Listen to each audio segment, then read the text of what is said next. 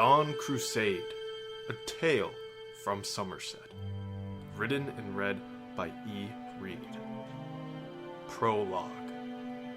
A shooting star tore through the midnight clouds in a flurry of red flame. The world of dawn was still that night. Deer swung their heads up to the sky in anticipation. Bats darted into the open air from pits hidden beneath the earth. From atop a crumbling stone watchtower on the island of Somerset, Absol followed the falling star with a hollow gaze.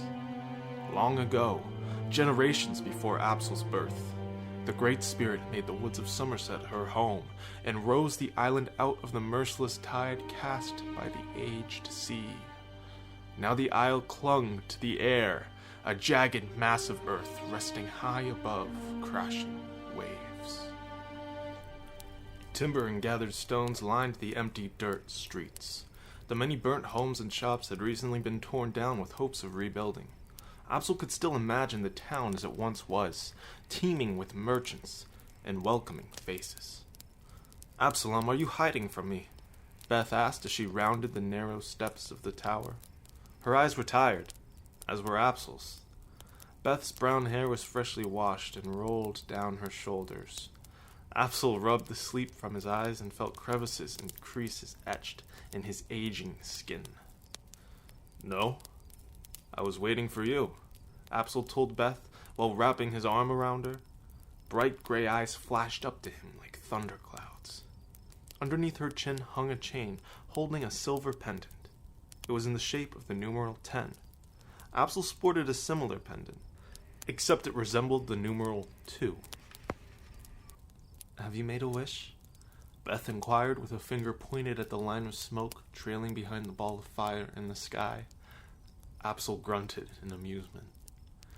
Beth settled her head against Absol's chest and spoke in a hushed voice. "Don't go.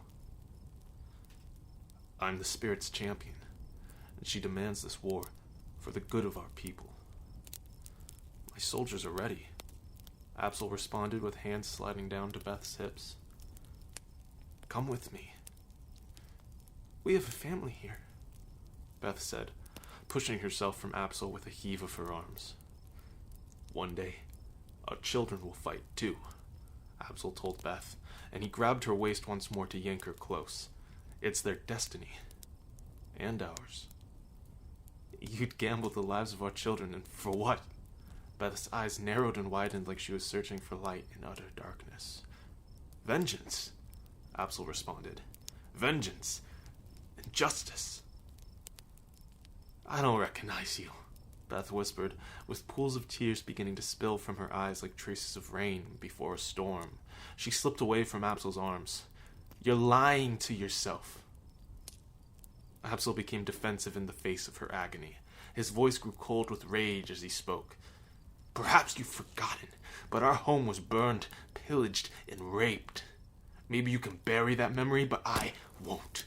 I've kept this anger inside me for 4 years. At night, the only image I see is of the Empress who tried to take my island lying dead with her throat slit.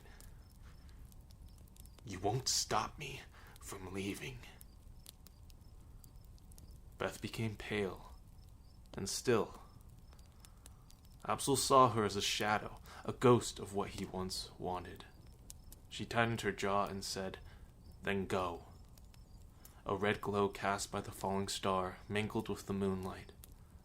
Taking a step forward, Absol gently pinched Beth's chin and pulled her lips into his.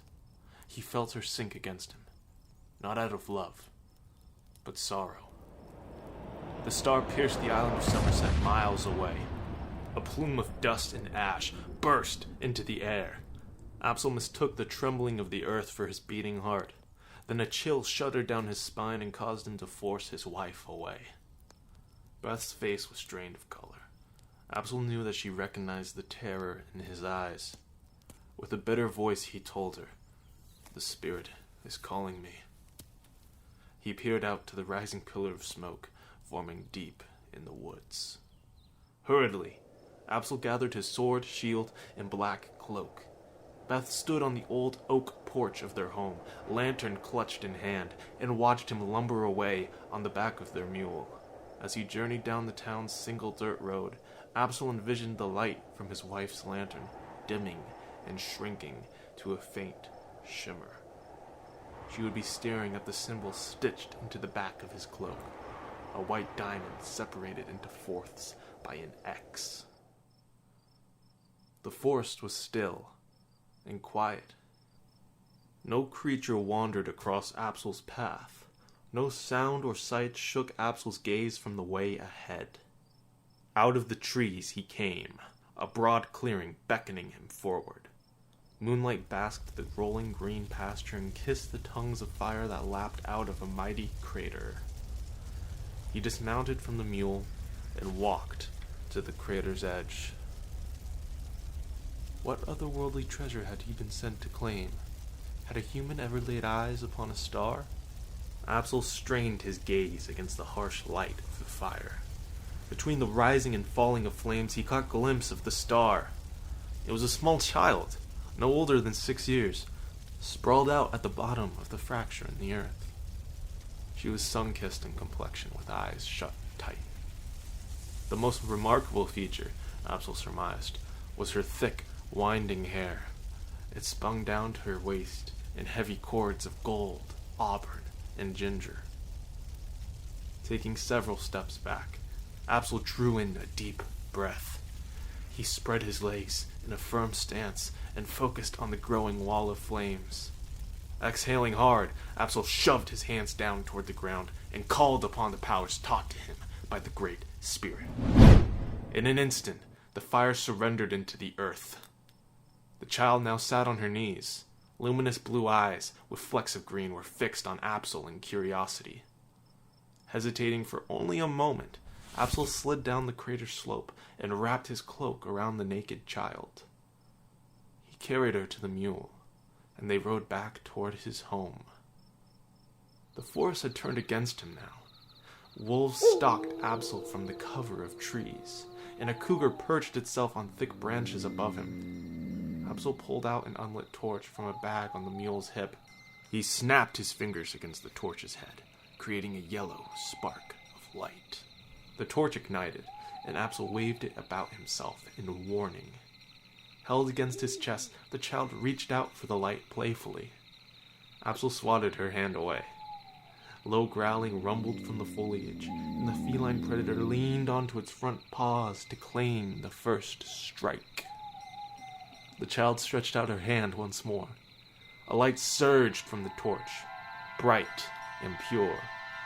Growls erupted to frighten yelps, and the large cat scurried into darkness along the branches. Absol could not stand to stare into the torchlight, yet he held it tightly ahead of them. He had begun to understand his purpose. Slowly, the spirit's intentions were becoming illuminated. Before the sun could rise, Absol brought the young girl into his home. Beth had not gone to sleep. She was sitting in a wicker chair near the dwindling fire, wearing a somber fret. Her worry melted to awe and bewilderment upon seeing her husband and the bundle in his arms. "Who are you?" Beth asked as she rushed over to inspect the child. "A little star," Absol told her, and he stroked the girl's long hair free from underneath the cloak. 2 tiny heads poked around the hallway. Absol caught the eyes that came with them, causing his son and daughter to dart away. "Ike? Bridget?" Absol called toward the pattering footsteps. "It's all right.